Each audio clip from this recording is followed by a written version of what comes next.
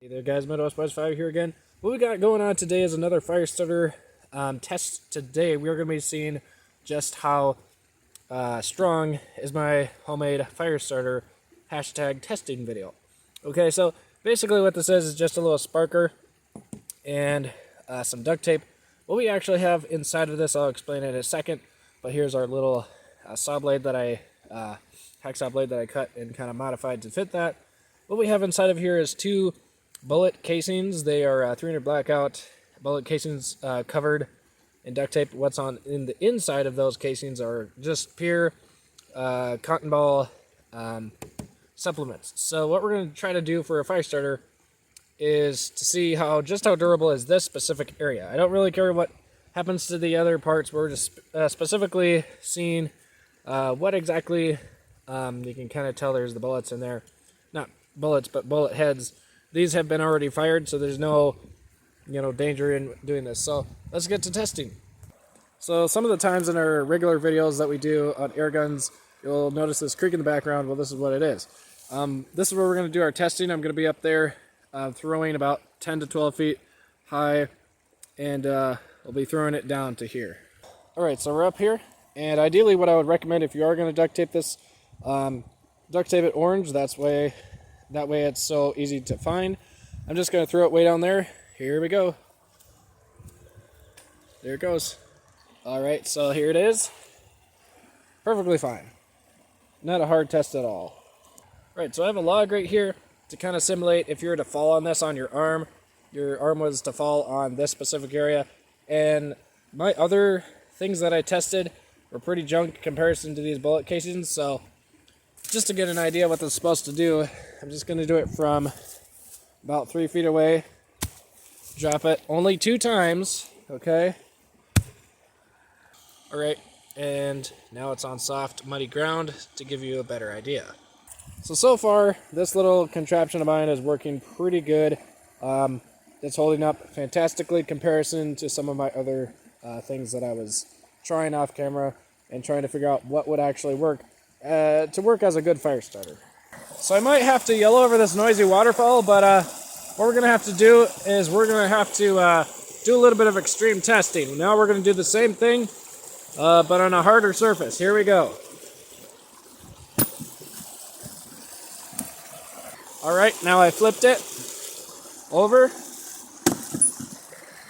Alright guys, so this thing broke on us. The fier rod actually broke by itself. Considering as hard as testing I was doing, let's say off camera, this is holding up just fine, okay? 2 times you're actually going to fall on rocks with, say, a lot of pressure to break that. I can't even break this with my own fingers. So that's pretty good considering what I was doing with it, like I said. But anyway, we're mainly focusing on this area. If you really had this situation happen to you, it'd still be usable. So let's keep going. Alright guys, we're back by the rocks again. What I'm going to do is I'm going to do the stomping test. The stomping test I'm going to do right here. That usually kills my little gadgets that I make by hand. Well, put together, not store-bought if you will, but the only thing I'm guessing that's going to fail on this is the actual duct tape, not the product itself. So let's get to testing again.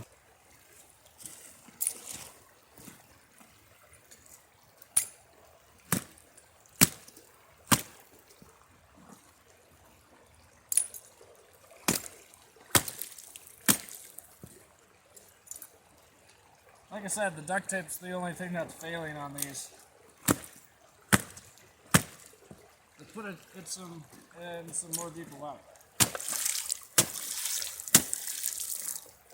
Alright, so it has multiple occasions where it's breaking the duct tape. That's not blood, that's just marker. But anyway, what this is basically the bullets inside, like I said. The bullet casings, the shells in there, they're still holding up pretty good. Let's try to break the duct tape. Alright, next up we have a 20 to 30 pound rock. We got the little contraption thingamabobber right here. I'm just going to drop it about, stomach height, I guess.